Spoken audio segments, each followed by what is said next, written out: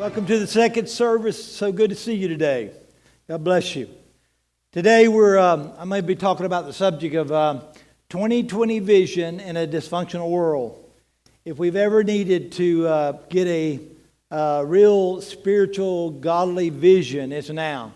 Because we're living in very difficult times to discern between right and wrong, what's going on in our life. How many of you have had, you seem to do everything right and just everything went wrong? You've had those kind of days that it just seems no matter what you do, it don't come out right. When we're looking at Jacob's life, Jacob was that guy. I was looking this morning about if I don't know that any of you in here has ever played the lottery, but if you played the lottery, you ever see that like all the numbers come up and the last number, you had all the numbers except the last numbers and you didn't get the last number? Like, oh, I just missed it by that much. It's kind of like that, like you almost got the promotion. That you live it in the almost. A friend of mine, he wrote a song about near misses. He almost. We've got a lot of stories about what almost happened, but it didn't happen. It almost happened. And we would have been so happy if it would have happened, but it didn't happen. Jacob was that way. Jacob was, he was a twin, and we noticed that Esau was his brother, twin brother, and they wrestled in the womb. There's like a war going on in the womb. I don't think that they knew a whole lot about twins at that time. As far as we know from Scripture, it's the first twin, I guess. And so they wrestled. And so, a lot was riding on being number one. A lot was riding on being the first child. If you're the first child, you've got a bigger inheritance from your father than any of the other children. You wanted the big inheritance. And so Jacob, he's wrestling, and he just missed it. Maybe one was born at just a minute behind the other one, or 2 minutes behind the other. And he just missed being the firstborn by a little bit. We go through life, and that's the way it is. Sometimes you just do miss an opportunity that would have been the greatest opportunity. Or you almost were chosen, or you almost got the promotion, but you didn't. And we see this in Jacob's life. Jacob goes through a lot. He wrestles. Pretty much if you were to sum up the whole life of Jacob, it would be one that struggles or one that wrestles. You ever feel like that you wrestled? You're constantly wrestling. You're constantly in struggle. Maybe you struggled in your family. You struggle in your marriage. You struggle with your siblings. You struggle with where you work, you struggle. You constantly are going through these struggles. We find that Jacob, he eventually gets so tired of it, and we know there's some deception going on. We know that his father was going to make bless the first son, and his mom said, "No, I think you ought to bless the second son." And I feel like I've got a word from the Lord that you should bless the second son instead of the first. And the father probably said, "No, that ain't the way we do things around. We all bless the first son." So this situation got Jacob's mom and daddy at odds at each other. And then we find out that Jacob and Esau is at odds with one another. We know that through some trickery that Jacob's mother comes up with an alternative plan than the father, because they were not on the same page. And now the mother's favoring the second son and the father's favoring the first son. How do you think that's going to go? It wasn't going very good. There was sibling rivalry. And so finally she says, "Well, we'll concoct this plan. You go in and you do this and this and this and this. And you find your brother at a weak time, and then you try to get your brother to give you his birthright." Well, the story is that he eventually catches Esau at a bad time, and Esau gives him the birthright. Well, then we find that now that's part of the scheme. The second thing we've got to do, we've got to get your father. You need to tell him that your brother gave you the birthright, and we need to work this thing out, and we need to make it where your father will actually bless you and give you the birthright. And so She connived all that up. Well, finally, the thing you hoped for, the thing you prayed for. You ever had something you prayed for a long time, you hoped for it, you schemed for it, you twisted, you done everything you do, and finally it worked out. But when you did work out, what worked out is not what you really wanted. Sounds like life. What you thought you wanted is not what you really wanted. But you thought it was what you wanted at the time. And so he finally gets it, all works out. He gets the birthright for the brother. The dad finally blesses him, even though he deceived his father, and he put this hair on his arm to make him look and sound like his other brother. And it all finally happened. His dad blessed him, and then he got what he thought he wanted. But then when he got what he thought he wanted, it caused even more jealousy and more hatred, and his brother Esau set out to kill him. So the mother said, "Son, you need to leave home or your brother will kill you." How many think that sounds like a dysfunctional family? Now, you may have thought you lived in a dysfunctional family, but this is really a dysfunctional family. And you need to leave. And we read that the mother never got to see her son again. All that conniving and trickery only led up to the fact that she never got to see her son again.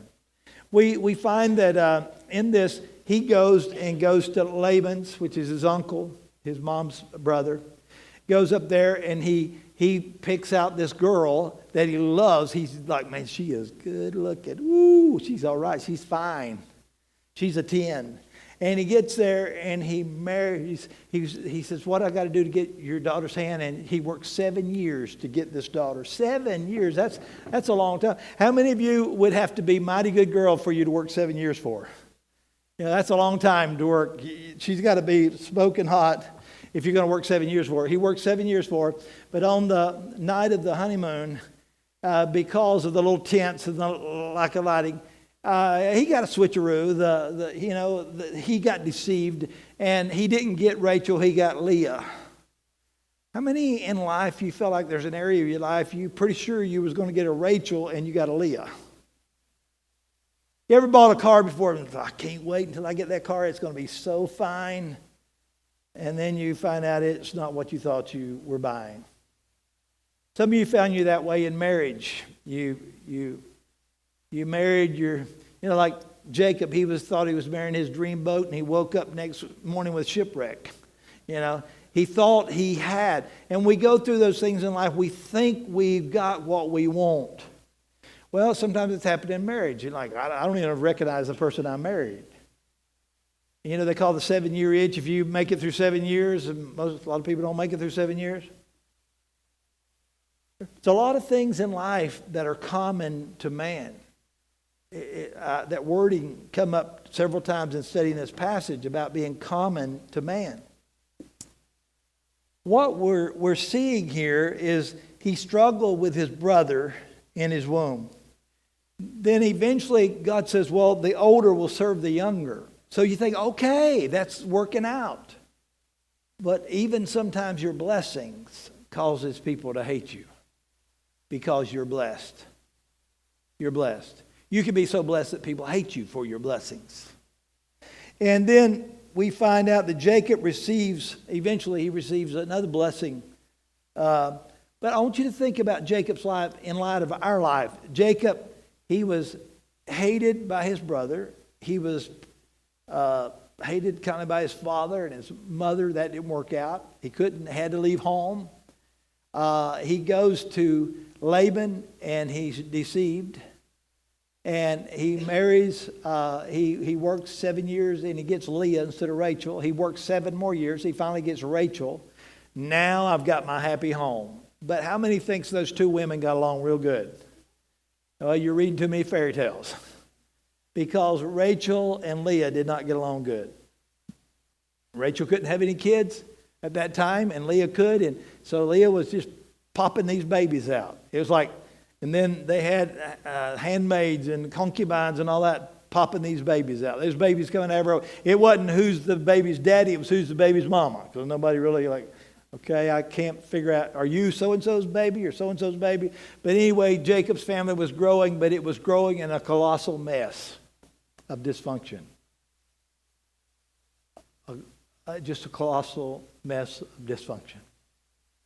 But you know what? We're not far from that in our day that we're living in. How many people have stood before a few people or a large mass of people and you said, I'm going to love you and I'm going to pledge my troth to you, whatever that troth is, and I'm going to, until death do us part. And then you get a little ways down the road and things go wrong. Seems like the love leaves the marriage. Then you find yourself getting married again. Then pretty soon you got his kids and your kids. And you got her in-laws and your in-laws and your ex's in-laws. And you go, I'm going to get a divorce and I'm going to be rid of that person. I'm never going to. How many knows you don't ever get rid of the other person really? Because that other person is going to be at the birthday parties, right? You got your wife and your ex-wife, or you got your husband and your ex-husband, and you got his kids and your kids and their kids, and it's kind of common today. It's kind of common today. I always, at graduations, I feel sorry for the dysfunction that the world we live in. At graduation, the kids graduate and the parents stand up there, and the kid turns and he just had this happy moment, and they got his diploma and it's over, and the kid looks up there in the stadium or in the stands, and the kid's trying to decide, which parent do I go to? If I go to this parent, I'm going to make that one mad. If I go to that one, I'm going to make that mad.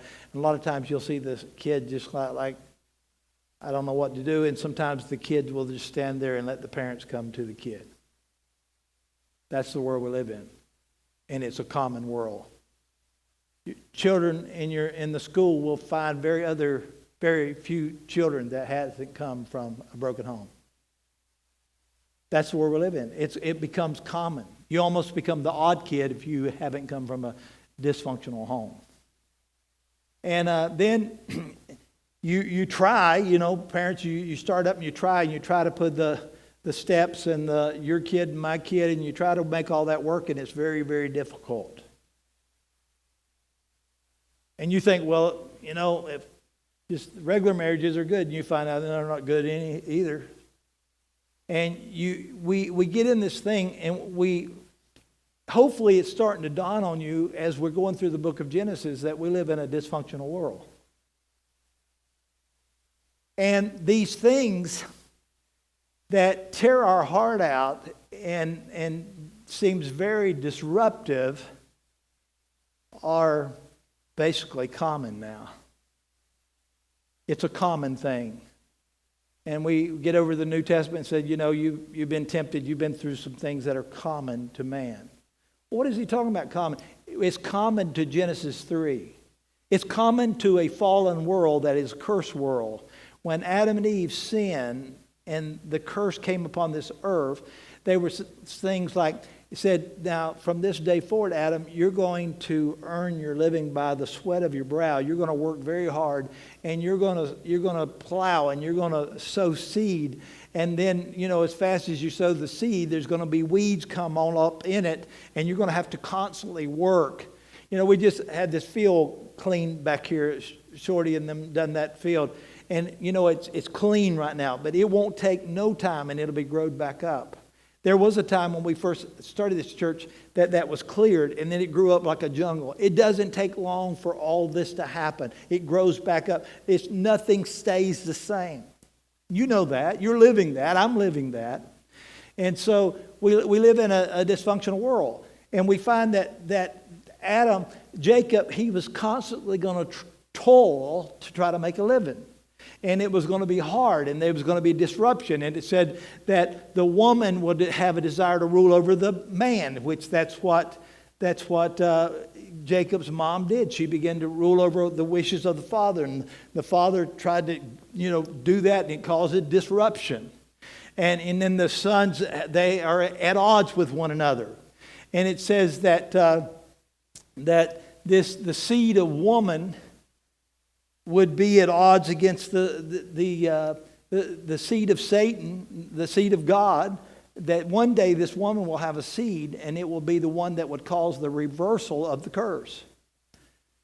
But we're living in this fallen world. And so Jacob finds out this, and Jacob finds out his life is full of struggles. Jacob, he was a man that wrestled with some things. He struggled, he labored, he toiled, he had hardships. And it was because the curse is a war. It's a war between the seed of the woman and the seed of the serpent. Jacob was struggling with the serpent. He was struggling with evil spirits and fallen nature. He was wrestling with all those things. Even his father, for a season, his dad said, go get me this and that and the other and bring me something to eat and then I'll bless you. And the father kind of sold out what he was to do in the will of God be over food. And so we find the same thing, the appetites of the flesh. Jacob had been in the midst of enmity between his mom and his dad. His mom and dad were not on the same page, and he was caught in the middle of it. And some of you, even teenagers in here, your mom and dad's not on the same page, and you're caught in the middle of it. It don't feel good. Don't feel good. But here's the thing. God set out on this rescue to reverse this curse. This world is never going to be a good place to live in. And so we find in this story, this powerful story, that Jacob becomes a professional wrestler, you might say. And I'm going to give you some wrestling lessons from Jacob. Jacob learned to be a pretty good wrestler. And he wrestled against some things in his life. And one of the things that you're going to do when you wrestle, we wrestle to a point that we need to humble ourselves. We need to humble ourselves. Humble yourself before God. All right, we talk about humbling ourselves before God, but what does that look like? What does it look like to really be humble before God? We see in the story when Jacob hears that Esau is coming with his army, which is 400 men, he prays and says, God, see, when Jacob got to the place, God had told him to go back home. Make things right. Forgive.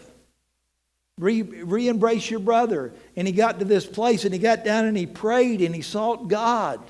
Because he was still afraid that his brother was going to kill him. And then when they said, well, he sent some gifts ahead of time to kind of appease his brother and sent him all these animals and all this stuff. And they said that Jacob is coming out to meet you and he's coming with 400 men. That was interpreted to him as they're coming to kill me. And so Jacob, here he is, he's humbling himself before God and he says, I am not worthy of the least of all these deeds of the steadfast love and all the faithfulness that you have shown to your servant. For with only my staff I crossed this Jordan, and now I have become two camps. So here's the story that we're getting. When Jacob originally left home because his brother was going to kill him, he walked across the Jordan with just a staff in his hand. That's all he had. Now he had been away from his family. He had been away from his father. He had been away from any kind of blessing that the father, the blessing was there on the land. If his earthly father was going to bless him, it would have been there. And he's away from that blessing. And he has nothing but the clothes on his back and the staff in his hand. Now he's coming home after many, many years of being strong. He was 20-something years down there in Laban's house being deceived twice, he had to work for 7 years for one woman, 7 years for the other woman. Then he had to work almost 7 years again. And finally he's coming home, but he's coming home and he's thinking about it. And he's thinking about, when I left, I had nothing. Now look what I've got. I've got my whole group of people, my family. I've got one camp here and I've got another camp there. I wonder which camp Leah was in. All right, we're going to let the first camp go, and if Jacob attacks, he'll kill them. I'll still have my other family. You ever had a spare family? And maybe maybe he said, well, I'm going to put Rachel up in the front, and if they kill them, I still got Leah, because Leah birthed me the child in which the promised seed is coming from. I'm sure he didn't know that, but it makes me wonder who was in whose camp. How did he have them mixed? But he had so many people. He had one camp and had another camp further back, and it was probably just smart strategically for him. But he realized that he had been blessed. You can be blessed even though you got enemies. You can be blessed even though you've been through a divorce. You can be blessed even though a lot of things has went wrong in your life. The 23rd Psalm, David says, the Lord has prepared a table in the presence of his enemies. God can cause you to be feasting in the presence of enemies. And so here's the point that I want to get to. When Jacob got grateful, that's the thing. Humbling is getting down to the point that you are grateful. Who was he grateful to? He was, I guess, grateful. I was grateful I got run off from home. I'm grateful that I ended up going down to Laban's. I'm grateful that, I wanted Rachel, but I got Leah, and Leah, she produced some children for me, and God's going to do some great things to the children, and then God eventually give me Rachel, and I've got kids by her, and somehow or another in the big dysfunctional mess called this world, God had blessed him, and so he found that place of gratefulness. And I want to tell you, it's hard to be hateful when you're grateful. If you find yourself hateful in any area of your life, you need to get down and you need to get a hold of yourself and get up before God until you can become grateful. You begin to be grateful for your life. You begin to be grateful for the way you was brought up, the parents that God gave you, the places that you live, the jobs you had, the places you come from. You go, well, I could have come from there, or if I'd have had this kind of parents, or if I had that. All that's just a fantasy world. You are what you are. You come from where you come from. You got to be grateful. And when you get grateful, you're no longer hateful. And so he got to a point that he got grateful. I loved Sam done a sermon not too long ago, and he talked about the wheat. And the wheat and the tares, we got to realize that no matter what we do, how productive we try to be as people, and we sow good seed and we're expecting a good harvest, that the enemy will come and sow tares in our wheats. And Sam, I believe it was Sam, was telling us that as the wheat gets up and it gets fruitful at the time of harvest, that the fruit causes the wheat to bow over because of the fruitfulness of it. It bows over, and then the tares become noticeable. That's what I believe is going to happen in our world today. I believe that the humble people, the productive people, the fruitful people are going to be just bowed over with the blessings and the fruitfulness of God. And what's going to happen, that's not humbled is exposed. And once they're exposed, they're going to be seen for who they really are. They're going to be seen for who they really are. And so one of the first things is realize that you and I have an enemy, and that enemy will sow tares even in your productive garden, and he will set snares to try to mess you up. And so the next thing we learn from in Genesis 32 and 12 is we find that we need to cling to the promises of God. We find this, and it says, here's what that Jacob is saying. He confronts Esau and on his return, and he says to God, "You told me to return here so that you could do me good." I want you to turn to somebody and say, "Do me good." God, Jacob says, wants to do me good. Did you know that God wants to do you good? God wants to do you good. He wants good for you. God wants blessing. He wants to bless you more than you can ever imagine. That's the God we serve. He wants to do you good. And that's in Genesis 32 and 9. And again, God, he says in Genesis 32:12, God, you said, I will surely do you good and make your offspring as the sand of the sea and cannot be numbered by the multitudes. He said, so now Jacob is in this tight spot. The enemy's all around. And so he's saying, he takes the word of, and he reminds God, God, you said you would go with me. God, you said that you would do me good. He's reminding God of his promises. Sometimes it's good if we take the word out and we remind God, God, you said you would help me. You said you would bless me. You said you would be with me. You know, all through the scriptures, we find out that God says, I will go with you. I'll never leave you nor forsake you. I'm going to go with you. We need to remind God of that sometimes. We need to be reminded of that. We need to hold on to the promises of God and remind God. The third thing, we need to ask God for help. We sometimes realize when we're wrestling, we need to ask God for help. You have not because you ask not. We need to ask God for help. He says, please deliver me from the hand of my brother, from the hand of Esau, for I fear him that he may come and attack me and the mothers and with the children. And so I want you to know something. God wants us to have faith, and I think a great acrostic of faith is forsaking all, I trust him. It's hard to have faith and fear in the same being. It's hard to have a clear vision when you've got fear and faith mixed together. We need to have faith that God is in control. I do realize we're living in a dysfunctional world, but we need to realize that God is in control. God's always in control. He's in control of your life even in times you don't think He is. He's working even when we don't think He's working. And so we need to realize that. And in counseling, we used to give people this acrostic of the word fear. And the F in fear, we said it's false evidence appearing real. And so that's a great acrostic you might want to write down about fear.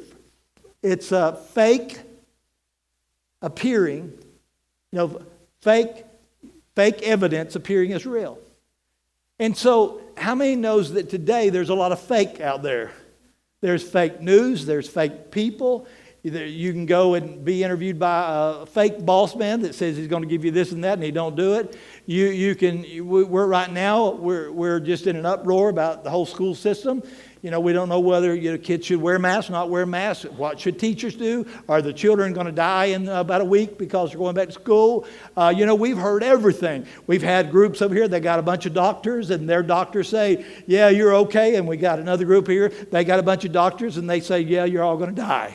And so we live in this world that we don't know whether to have faith or fear. But I want you to know God does not, He hasn't given us the spirit of fear, but He's given us power and a sound mind. We've got to realize that no matter what, God is on our side, and He's going to do us good. God's going to do us good. God wants to do us good. He wants to favor us.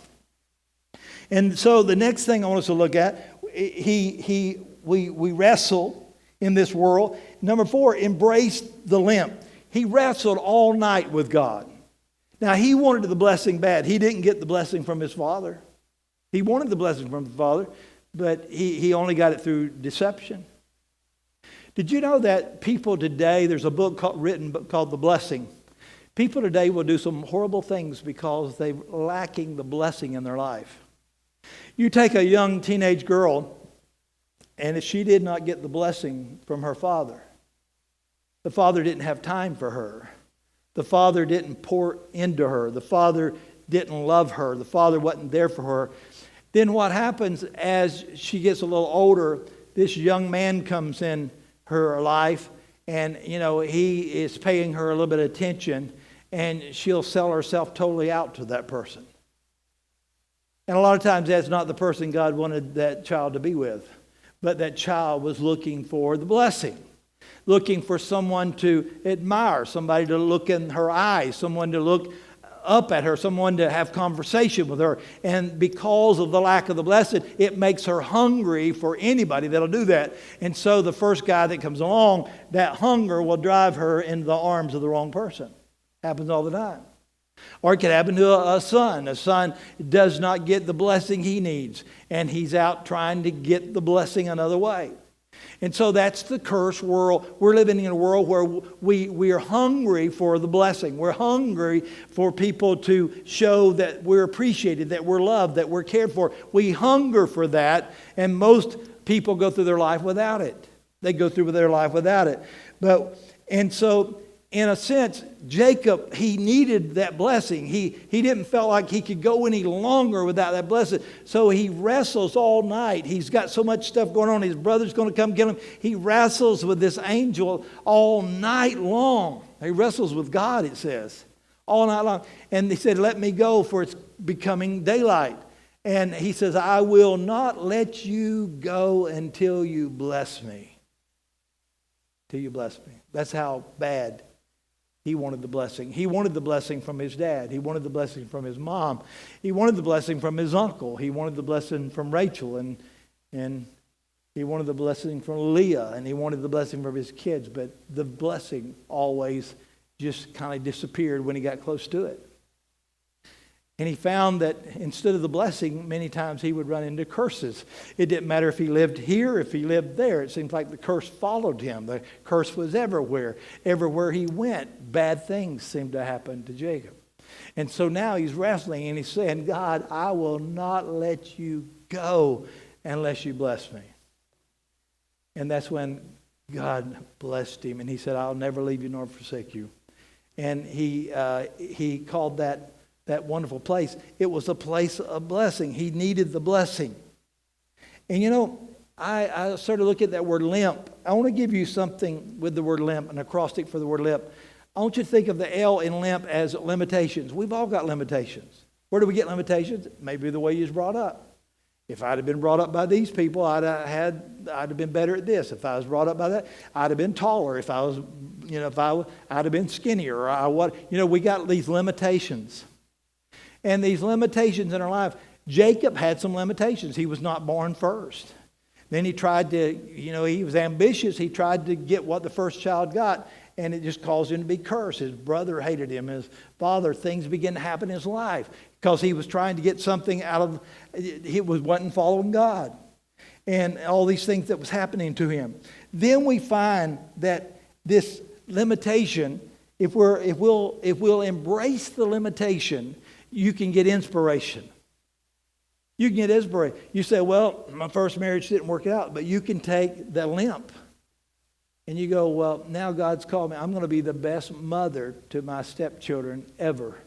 Or I'm going to be the best dad to my stepchildren ever. That last boss didn't work out, but I'm going to be the best employee this boss ever had. You can take your limitation and you can cause it to inspire you to be a better person. And then the next thing, the M in limp could be motivation. I see these guys, they go off into the military and they may get their leg blowed off or their arm, and they come back and they could cry about it. They could wish it wouldn't have happened, wish they wouldn't have gone, wish this, that, the other. They could forever be angry about it. But some of them, they will forever have a limp. But they embrace their limitation and they learn to get and work around their limitation, and they get inspired. Well, I'm just going to show people what I can do with what I've got. A lot of times, if we're not careful, the enemy he will only have you focus on what you lost, and you don't focus on what you got left. But these guys come back, and I admire them so much. They go, I'm going to learn to snow ski, and I've only got one leg and one arm, and they figure out a way to do it. Or I'm going to get in this Olympics, and I'm going to do this. And they use their limitation. It inspires them. It motivates them. And it prepares them for another whole level in their life, another level. And Jacob, he wrestled with God all night, and he ended up, his hip was kind of tore out of place, and he from that day on, they said he walked with a limp. Well, you know what one of Jacob's worst problems was? He run from his problems. He run from his problems, and now he's realizing, I can't run no more. My brother's coming. He's got an army. I can't run anymore. I'm between a rock and a hard place. He gets down and humbles himself. He realizes how good God's been to him, even in the presence of his enemies. And he starts realizing, I need to worship God. And so the limp causes him to face his fears with confidence. We find that Jacob wrestled with God. He names the place of wrestling, Peniel, means the face of God. He said, I have seen the face of God, yet my life has been delivered. And he goes out the next day to meet Esau. And it says, when he goes out to meet Esau, he says, no, please, if I have found favor in your sight, then accept my presents from my hand. For I have seen your face, which is like seeing the face of God, and you have accepted me. See, he sent all these gifts, and his brother said, I'm not taking your gifts. And Jacob said, please take all the gifts I sent you. I'm seeking favor in your eyes. You know what changed in Jacob's life? Jacob changed in his life. We're sometimes trying to get everybody else to change around us, and then we can be happy. But maybe it's us that needs to change. Jacob humbled himself. He got grateful instead of hateful. He got out and he prayed and wrestled with the Lord until he saw the Lord's face. I'm going to tell you, if you want the Lord's favor, seek his face. You ever seen a little kid, the parents are preoccupied with this, that, and the other, and the kid will grab the parent's face and move, look at me, look at me.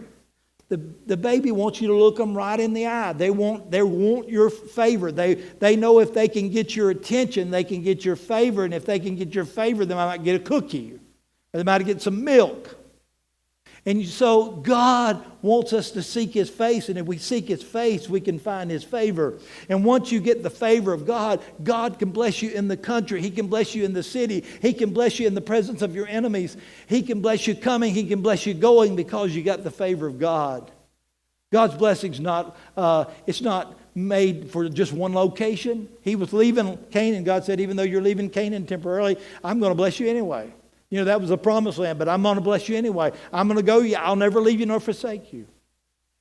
Some of you know my story. I was in a church organization, and the Lord showed me this vision and told me I was going to go and work at this church organization. And a lot of weird stuff happened in just several weeks. I got a call. They wanted me to come to Nashville and work for this organization, just like this other guy said, and just like what the Lord had showed me.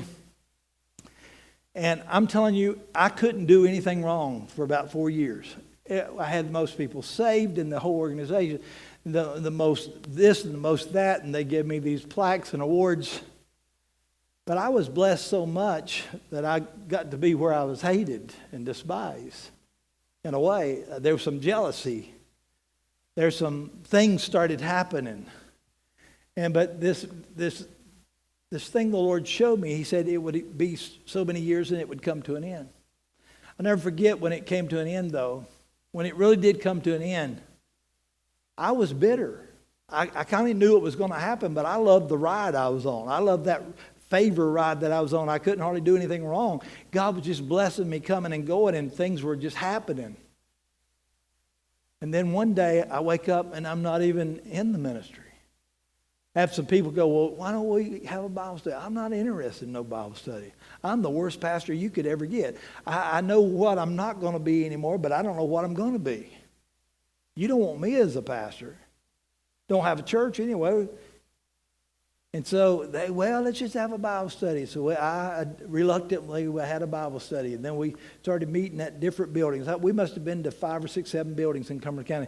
Finally got to the TAD Center. And the TAD Center was a Teens Against Drugs Center, and it stunk, and it was just an old, nasty building. And I remember one day I was driving to Nashville, and I just kind of going down the road listening to some music. And I said, God, why? Why have you rejected me? Why am I just out here in left field now? Why is nothing happening? Why I'm nowhere? And I started crying, and I pulled off the road, and I cried like a baby. And I cried. And the Lord told me I've got unforgiveness in my heart. He said, you need to forgive. It's hard to be grateful when you're hateful. And I had got hateful. And I started praying and seeking God's face. And there's a line in here that really got to me this week when I was studying this. After he sought the Lord's face, when he saw his brother, his enemy, when he saw his enemy, it was as seeing the face of God. I understood exactly what that meant. You start realizing that person's not your enemy. There's something behind what they did to you, but they're not your enemy. And you know what I did that very day? I cleaned my face up and I drove to the place I used to work. And I knew the back door. I come in through the back door. I went in there to where I used to work, and I hugged all those people's neck. I think it kind of scared them. Was I coming as an angry employee going to blow them all away? I left my gun in the car, though. But I went in there and hugged all their necks. And I told them I loved them. I told them I thanked them for all the years they poured into my life. I thanked them for giving me an opportunity to travel the state and do ministry. I thank them for all of that. And I left there, and when I walked out of that place, they didn't bow down and go, oh, it was our fault. Or, no, none of that happened. But I walked out there, I felt like I was walking on air. I'm telling you, after that, I felt God's presence so strong. It was the joy of the Lord came back in my life.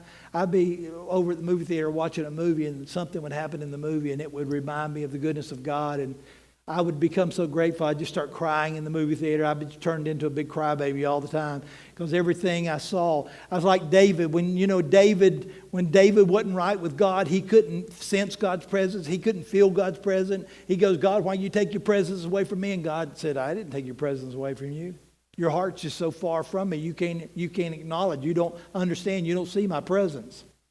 You don't feel my presence. But when David got his heart right with God, when he truly repented, when he truly brought it all down and humbled himself, David said, well, I see the Lord. I see the shepherd, and that reminds me that God is my shepherd. I see the sheep, and that reminds me that we're the sheep of his pasture. When I see that big rock, it reminds me that God is the cleft of the rock. He hides us. What happened? David began to see God in everything and everywhere and everything around him. He saw God. If you're not seeing God much today, you need to ask you, have you become hateful instead of grateful? Do you got some people in your life you need to forgive? And I'm going to tell you, you can't pretend to forgive people. You got to get down and seek the face of God so desperately and so seriously that you can only see that person in the light of God, that they are a creation that God created, and God is in them. They may have treated you ugly. They may have treated you dirty. They may have done a lot of things to you, but you need to forgive anyway in order that you can have the blessings and the favor of God on your life. I'm going to tell you that was a turning point in me as a pastor in the church. When I come back to church, they had a brand new pastor that next week. They had a brand new pastor with a brand new vision, with a brand new heart. Things begin to hop and things begin to go. But you need to seek the face of God until you see the face of God on every one of your enemies. And truly at that point you can love your enemies. You can love those that despitefully use you. You can love those that has wished you harm for many years. You can still love them. He found favor in the eyes of God. The next thing I want us to see, the Bible tells us in this world, we crave things of the world. It's common to man. We crave these. For the world offers only cravings for the physical pleasure. The world only offers cravings for everything we see. We see it, we want it. And the pride of life, the pride in achievements, that's what the world offers. And it's and we crave possessions but these are not of the Father, but they're of the world. You can crave those things, but it'll never bring you happiness. A bigger house won't not make a better marriage. It won't make a better home. Moving to a different state. If I could just move to a different state, I'd be happy. If I could if I could be somebody else, I would be happy. For a while, Jacob pretended to be somebody he wasn't. And God can't bless who you pretend to be. God can only bless who you are. Eventually, God changed his name from Jacob to Israel. Jacob to Israel. But I want you to see these different levels. There's these levels of these blessings in the vision of God. Looking for the blessing from a dysfunctional world is insane. It's not fair for you to expect your husband or your wife to correct all the dysfunction in the world. It ain't going to happen. That everybody comes into marriage with their own baggage. Looking for the blessing, what I'm talking about, the blessing to be accepted from your spouse is too much of a burden to put upon them. Some people go, well, I had this baby, and maybe you had it after you were married, or maybe you had it before you was married. You have this baby, and you go, I just wanted somebody to love me. That's too much pressure on a baby. Don't expect the baby to fix the dysfunction in this world and say, I want a baby to love me. I want the baby to accept me. It's too much pressure on that baby. That does not fix a dysfunctional world. We're living in a dysfunctional world. If you've learned anything from the book of Genesis, we are in a cursed, dysfunctional world. And all that's happened to us, we shouldn't be surprised, well, that happened or that happened. We're living in a dysfunctional world. We should expect it to happen. That's the world we live in. We live in that. So it's insane to think we're going to get something better from this world. It's insane to think an ungodly world is going to give us blessings that we're expecting. Some of you think if you vote the right way this election that everything's going to become functional and it's just going to be happily ever after. I got news for you. The same devil can use either the D or the R or the I. He can use any of those parties to do his will. He can use good people and cause them, if they're not led right, to do bad things. He can take bad people and cause them to do good things. And that's what we're seeing. We got to find out what's behind this. And so we're living in a dysfunctional world. We need to develop a kind of triple vision, I call it. There are layers to our struggles and our striving. There's layers to it. There's layers. The first person we attack is usually not the person that's at fault. It's like the old story about this kid. He come in, his mom was at work and the boss man hollered at the mother. And the mother, she come home all aggravated and she come home and she yelled at the kid. And the kid was all aggravated. He went out there and he just kicked the cat off the porch. Now, wouldn't it have been easier to just save all that time and for the boss man to come over and kick the cat off the porch? We're kicking and bucking against the wrong people. We're taking our aggravation and our cursed world and our dysfunction and we're giving it out to people that don't even deserve it. And we feel justified some way. Well, I was treated bad, you're going to be treated bad. There's layers of this struggling and this striving. We find that the first layer, we wrestle with people and situations. Pretty much everything that's happened bad this year to you happened because of people or a situation. Right? It's a people or situations. You was at the wrong place at the wrong time or the right place at the wrong time. But we need to discover who the enemy is. So we wrestle. We think we're wrestling with people and situations. But the vision we've got to have, we need to realize there's something behind the people that's causing you damage in your life. We wrestle with what is behind that struggle, the schemes of the devil. The devil is scheming. You plant a garden, he'll put tares in it. If you're trying to go the right path, he'll put a snare in your way and try to trip you up. Because he's an angry devil. He wants to come to kill, steal, and destroy. The devil don't like you. Some people don't like to use the devil. Some people don't like to use the word prayer. I'm going through something. I like this on Facebook. I'm going through some stuff, and I would like for you to send me some good vibes or prayer. Well, I tell you what, I don't think good vibes are going to do any good. I think we need prayer. We need to go to the Father and we're going to say, God, I'm going to hold on until you bless me. I got to have a blessing. I've got to know your will, God. If you don't, you're going to be lashing at all the wrong people. You got to realize behind the people and behind the situation, there is an angry devil that is developing struggles and wrestling matches and schemes to trip you and me up. Because we're in that fallen world. And Paul said, for we do not wrestle against flesh and blood. Think of all the people you've been wrestling with this year. I guarantee they're flesh and blood. We wrestle not with flesh and blood, but against the rulers, against the authorities, against cosmic powers over this present darkness, against spiritual forces of evil in heavenly places. That's who we're wrestling against. It's the enemy. It's the enemy behind that person. And sometimes good people get used the wrong way. Jesus was going along there and he's talking about, I'm going to go to the cross and, he was trying to explain it to the disciples. And Peter said, you will not go. I will not let you go. And what did Jesus say to Peter? Get thee behind me, Satan. Sometimes God can use your best friend. The devil can use your best friend to try to trip you up. Oh, yeah, you need to get a divorce. Because they're saying that because you're their best friend. They just want you to be happy. Or you don't need to get a divorce. Or you need. Sometimes your best friend can give you the worst advice. That's why counselors are not very good. A person to be a counselor to his family is not very good.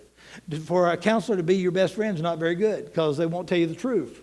The truth is you need to straighten up. You ain't going to be my friend no more. And so we're wrestling against evil powers. We're wrestling against principalities and powers and spiritual weakness in high places. That's what we're wrestling against. And so this third level, we're not wrestling against people or things. We're wrestling against the devil. But the third thing that we've got to get is that we're wrestling. We do wrestle. I wrestle, you wrestle. We are times we will wrestle with flesh and blood, and we will wrestle with principalities and powers, but we're wrestling with God. We're not wrestling against God. We're wrestling with God. Some of your situations in your life, you need to get down and wrestle with God. God is with you. He's on your side. When the Bible tells us in Ephesians, put on the whole armor of God, what you putting armor for? You're going to battle.